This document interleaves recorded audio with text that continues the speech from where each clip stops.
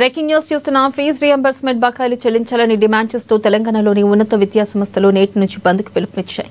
బకాయిలు చెల్లించడంలో ప్రభుత్వం నిర్లక్ష్యం వహించడంపై నిరసనగా డిగ్రీ, ఇంజనీరింగ్, ఫార్మసీ సహా అన్ని ప్రైవేట్ వృత్తి విద్యా కళాశాలలు సమ్మెలోకి దిగుతున్నాయి. ఇక ప్రైవేట్ కాలేజీల యాజమాన్యాల సంఘాల సమైక్య ఇచ్చిన పిలుపు మేరకు రాష్ట్ర వ్యాప్తంగా మొత్తం 1,840 కాలేజీలు బంద్ కానున్నాయి. దీని ఫలితంగా దాదాపు 35 లక్షల మందికి పైగా విద్యార్థుల చదువుపై తీవ్ర ప్రభావం పడనుంది.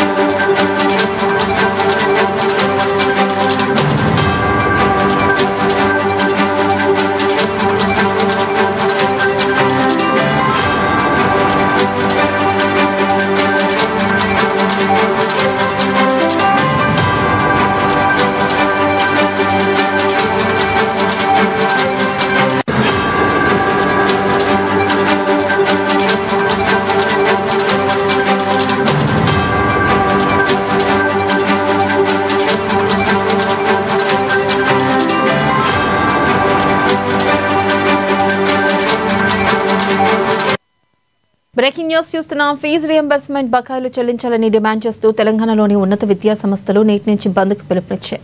బకాయిలు చెల్లించడంలో ప్రభుత్వం నిర్లక్ష్యం వహించడంపై నిరసనగా డిగ్రీ, ఇంజనీరింగ్, ఫార్మసీ సహా అన్ని ప్రైవేటు వృత్తి విద్యా కళాశాలలు సమ్మెలోకి దిగుతున్నాయి.